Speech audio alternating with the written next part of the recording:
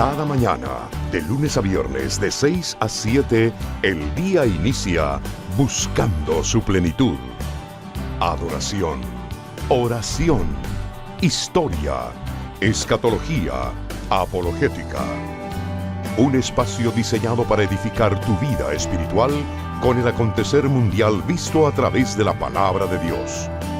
Hasta que todos lleguemos a la unidad de la fe y del conocimiento del Hijo de Dios, a un varón perfecto, a la medida de la estatura de la plenitud de Cristo.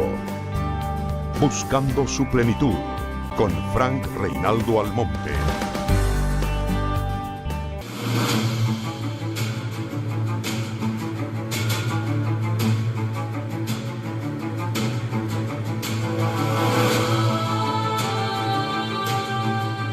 Mis amados hermanos, Dios les bendiga, muy buenos días.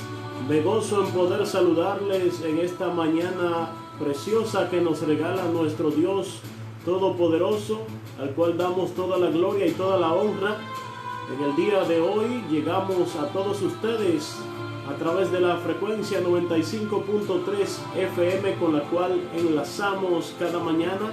Mientras vivimos esta pandemia, estamos transmitiendo desde nuestra casa para gloria y honra del Señor y edificación de todos ustedes. Saludo en este día a aquellos que están a través de arcadesalvacionradio.org en la web, los que nos ven a través de Facebook y aquellas cientos y tanto de personas que están con nosotros a través de la aplicación TuneIn. Les saludamos en el día de hoy, esperando que Dios bendiga sus vidas en una manera muy especial. A Dios damos toda la gloria y toda la honra. 164 personas tenemos conectadas en este día a través de la aplicación TuneIn. Escucha usted su programa Buscando su Plenitud. Gracias a aquellos que desde Buenos Aires, Argentina, nos sintonizan a través de la 89.7 FM, Jesucristo Vive Radio, y a través de jesucristoviveradio.com. Es un gusto para nosotros poder saludarles y compartir con ustedes esta programación en el día de hoy.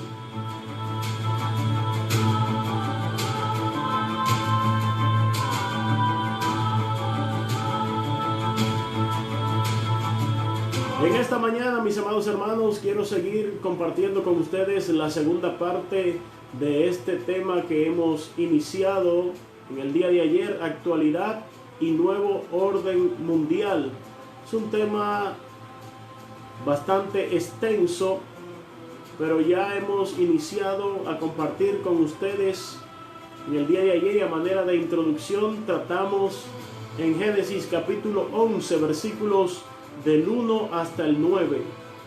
Damos gloria al Señor por permitirnos compartir una palabra como esta, ya que se hace necesario en este tiempo en el cual vemos las señales que el Señor había anticipado en su palabra, y las señales que se están cumpliendo en estos días son señales que nos dicen a nosotros que Cristo pronto ha de venir por su pueblo, que Cristo pronto regresará por la iglesia.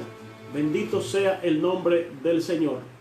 Ayer, mientras abordábamos la introducción a este tema, hablando del nuevo orden mundial y cómo a través de los tiempos el nuevo orden mundial, de un modo u otro, se ha querido manifestar, aunque no propiamente con la palabra nuevo orden mundial como vemos que hoy se cita, sino más bien que desde el Génesis y en su capítulo 11, donde iniciamos tratando, hemos visto que el hombre ha querido subyugar a su semejante, que el hombre ha querido tener cierto señorío y poderío, ha querido tomar el lugar de Dios en cierto modo, como muchos pretenden en estos tiempos. Esa magnífica torre de la cual estuvimos hablando ayer, que se construyó en la antigüedad, que debía alcanzar hasta los cielos según el propósito de los hombres, estaba destinada a hacer algo así como un monumento del poder y sabiduría de sus constructores. Esto con el propósito de perpetuar su fama hasta las últimas generaciones. Y cuando el hombre busca poderío humano, cuando el hombre busca enseñorearse en su capacidad y en su humanismo, hay problemas, amado.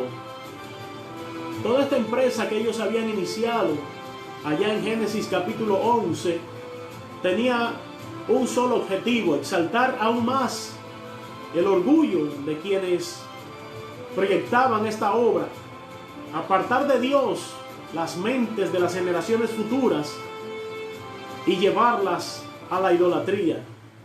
Y hoy día se está tratando también de perpetrar el mismo plan. Esta confederación que se fundó en rebelión en aquel entonces era un reino que se establecía para el ensalzamiento propio. O sea, la persona buscaba gloria personal, en el cual Dios no iba a tener soberanía ni honor. Y si esto se hubiese permitido, mis amados hermanos, si esta confederación que inició aquel propósito, aquella construcción de la Torre de Babel, un formidable poder habría procurado desterrar la justicia, la paz y la felicidad y la seguridad de este mundo. En lugar del estatuto divino, el cual la palabra menciona como santo, justo y bueno, amados, en lugar de esto se quitarían estas leyes establecidas por Dios. Romanos capítulo 7, y ahí entramos en la palabra, versículo 12, dice de la siguiente forma: de manera que la ley a la verdad es santa, y el mandamiento santo, justo y bueno. Y quienes procuraban esta obra no tomaron en cuenta estos principios que estamos mencionando en Romanos capítulo 7, verso 12. Los hombres de aquel entonces estaban tratando de establecer leyes que pudieran satisfacer su propio corazón cruel y egoísta. En otras palabras, los propósitos que tenían eran egoístas, como lo vemos hoy día. El sabio Salomón, el cual escribió algunos libros de la Biblia, escribe lo siguiente en Eclesiastés capítulo 1, versículo 9. Para usted que lleva anotaciones, Eclesiastés 1, verso 9, repito una vez más. ¿Qué es lo que fue? Lo mismo que será. ¿Qué es lo que ha sido hecho? Lo mismo que se hará. Y no hay nada nuevo debajo del sol. Esto dice el sabio Salomón en este pasaje de las Escrituras. Y aquí la Biblia establece el principio de que las historias pasadas se repiten de manera continua. Y se han repetido en ocasiones cuando hombres han tratado de avasallar, han tratado de dominar regiones, de dominar partes del mundo. Y es cuando a menudo vemos que suceden las mismas escenas del pasado. Las cosas que acontecieron antes vuelven y se repiten, pero con diferentes personas. Y es cuando vemos nosotros que en Génesis capítulo 11 se registra la historia de la construcción de la Torre de Babel. El motivo de sus constructores fue el siguiente. Ellos dijeron: vamos, edifiquémonos una ciudad y una torre cuya cúspide llegue al cielo, y hagámonos un nombre por si fuéramos esparcidos sobre la faz de la tierra. Génesis en su capítulo 11 y versículo 4. Esta historia que vemos allí se repite hoy día con una cierta similitud asombrosa. ¿Qué estamos viendo? Veamos algunas semejanzas entre la antigua Torre de Babel y el movimiento ecuménico moderno, porque todo esto está entremezclado en lo que es el propósito de establecer un nuevo orden mundial. Movimientos ecuménicos que están trabajando arduamente detrás de bambalinas o tras bastidores, detrás de las cortinas, para buscar establecer una sola religión dentro de lo que se conoce como el nuevo orden mundial. Si nosotros hacemos la comparación, una similitud de lo que acontecía en Génesis capítulo 11, vemos que allí existía una sola lengua. Los habitantes de Babel, amados, tenían un solo lenguaje. Génesis capítulo 11, verso 1, nos relata y nos confirma lo que estamos diciendo. O sea, hablaban un solo idioma. Hicimos una breve mención de esto ayer, pero hoy estamos entrando un poquito más de lleno, porque es mucho lo que queremos tratar y no quisiéramos que se nos escapen algunos puntos. Ahora bien, fuentes extrabíblicas corroboran esta verdad de que existía un solo lenguaje. El sumerólogo S.N. Kramer encontró las reminiscencias de esta época en un antiguo poema sumerio. Sumerólogo es una persona que estudia la cultura sumeria. Y dice el poema sumerio: en otro tiempo el universo entero, los pueblos, al unísono rendían homenaje a Enlil en una sola lengua. Tenemos los registros de donde encontramos este fragmento de este poema sumerio. Ahora, viendo lo que ha acontecido a través de los tiempos y cómo de manera repetitiva a través de la historia se levantan quienes quieren tomar control de las riendas de este mundo, amados, y querer hacer esto es querer ocupar el lugar de Dios, es querer ocupar un lugar que no le corresponde, y solo a Dios le toca tener el control de todas las cosas. Como dice uno de los salmos: de Jehová es la tierra y su plenitud, el mundo y los que en él habitan, solamente de él. Encontramos al transcurrir la historia que después el rey Nabucodonosor, del cual se habla en el libro del profeta Daniel, también se habla en otros escritos de la Biblia, y en la misma historia se registra la vida de este conocido rey Nabucodonosor, el cual construyó en un momento determinado, según podemos ver en Daniel capítulo 3, construyó una estatua de oro. Esta estatua de oro tenía una altura de 60 codos, aproximadamente 30 metros de altura, y 6 codos de ancho. Este hombre levantó esta estatua, y quiero que usted vaya conmigo, que usted se remonte a este pasaje bíblico. La levantó en el campo llamado Dura, el campo de Dura, en la provincia de Babilonia. Y dice el pasaje: y el rey llamó a los sátrapas, magistrados, capitanes, oidores, tesoreros, consejeros, presidentes y a todos los oficiales de las provincias, para que viniesen a la dedicación de la estatua que había levantado. Daniel capítulo 3, versículos 1 y 2. Nabucodonosor aparece allí levantando esta estatua de oro. Ahora bien, las palabras que el profeta Daniel le había revelado a este, ya que en el capítulo 2 aparece allí el rey Nabucodonosor con un sueño que le había turbado, y que Daniel tiene que aparecer en el escenario para revelarle a este lo que había soñado, porque había olvidado lo que soñó. Al darle Daniel la interpretación de lo que había soñado, se representa en este sueño una estatua también, y en la cual Daniel le dice: tú eres aquella cabeza de oro. Daniel capítulo 2, versículo 38. Anótelo ahí, usted que lleva apuntes. Habían hecho una profunda impresión en la mente de este gobernante. Este pasaje bíblico posiblemente se quedó marcado en su mente y en su corazón. ¿Y qué sucedió? Que los sabios de su reino, valiéndose de esto y de su regreso a la idolatría, le propusieron hacer una imagen similar a la que había visto en su sueño. Y le propusieron que la levantase donde todos pudiesen contemplar la cabeza de oro. Esta cabeza que había sido interpretada como símbolo que representaba su reino. ¿Y qué representaba el reino de Nabucodonosor? Representaba la cabeza de todos los reinos.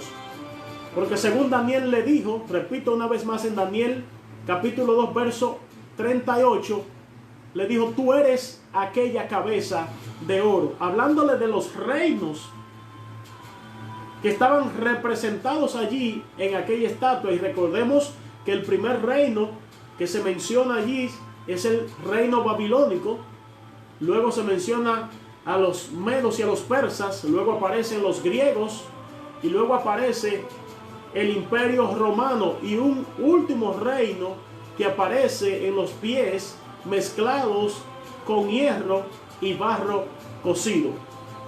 Bendito sea Dios. Pero todavía no es el tiempo de que entremos ahí. Sí es muy importante entender que para nosotros estudiar estos pasajes y hablar de lo que son las profecías bíblicas y los tiempos escatológicos, el establecimiento del nuevo orden mundial, de esta globalización de la cual se suena tanto y se ha hablado tanto por largo tiempo, y que ya estamos viendo las primeras luces de que esto se hará una realidad en un momento determinado de la historia de esta humanidad. Tenemos que irnos a estos pasajes bíblicos: Daniel capítulo 2, Daniel capítulo 7, 8, 9, 10 y hasta el capítulo 12, Apocalipsis capítulo 13, que son pasajes que no podemos dejarlos de lado, sino que de manera conjunta debemos estudiarlos para nosotros poder comprender el cumplimiento de estos tiempos, amados. Hemos llegado a un tiempo cuando la sagrada obra de Dios está representada por los pies de la imagen que se narra en Daniel capítulo 2. En este pasaje el hierro estaba mezclado con barro cenagoso. Usted conoce la escritura. Y en Daniel capítulo 2, versículo 43, podemos encontrar el registro de lo que estamos diciendo. Vamos hasta Daniel capítulo 2, versículo 43, y veamos lo que nos dice la palabra del Señor allí. Dice Daniel 2:43: así como viste el hierro mezclado con barro, se mezclarán por medio de alianzas humanas, pero no se unirán el uno con el otro, como el hierro no se mezcla con el barro. Esto es lo que vemos que está sucediendo, amados. Y esa mezcla de los asuntos de la iglesia y de la administración política se representa con el hierro y el barro. Esa unión de la cual estamos hablando está debilitando todo el poder de las iglesias. Y recordemos el sistema que siglos después se estableció cuando Constantino reconoció la religión cristiana como religión oficial, o reconoció al cristianismo, mejor dicho, como religión oficial del Imperio Romano.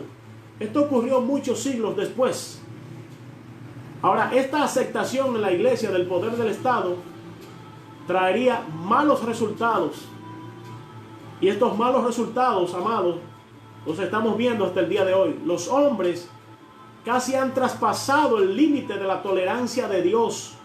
Han utilizado su fuerza política y se han unido con el papado, que fue lo que ocurrió en lo que conocemos como un sistema de contubernio, donde se unió en siglos pasados la religión con el Estado.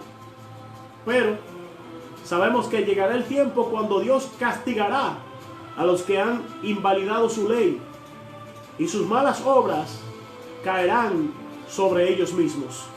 Esto es lo que nosotros podemos encontrar. Ahora nos preguntamos, ¿existen hoy nuevos constructores de aquella torre de Babel que apareció en Génesis capítulo 11? Sí, señor, existen hoy esos constructores. Y hoy encontramos nosotros que el edificio del Parlamento Europeo, conocido como la Unión Europea, donde los incrédulos formulan sus teorías sobre supuestas deducciones de la ciencia y rechazan la palabra revelada de Dios, pretenden juzgar el gobierno moral de Dios. Estos desprecian, oiga bien, la ley y se jactan de la suficiencia de la razón humana. En otras palabras, lo que leímos en Daniel capítulo 2, verso 43, aparecen estas alianzas humanas que encontramos hoy. Y luego de haberse iniciado en tiempos atrás lo que se conoce como el Tratado de Roma, y que luego en el 1957 se constituyó en lo que hoy conocemos como la Unión Europea o la Unión de Naciones del continente europeo, hoy este organismo que trabaja junto con otros organismos alrededor de todo el mundo buscando establecer este nuevo orden mundial del cual estamos haciendo mención en la mañana de hoy. Y durante estos días estaremos tratando este tema.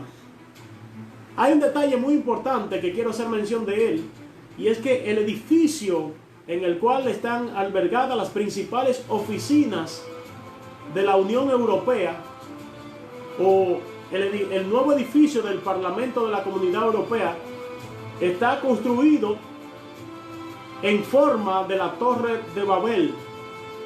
De hecho, tiene una placa que dice precisamente lo siguiente, y preste atención a esta palabra, que dice la placa que está establecida allí en aquel edificio de la Unión Europea. Dice The New Tower of Babel. ¿Qué quiere decir esto? La nueva Torre de Babel.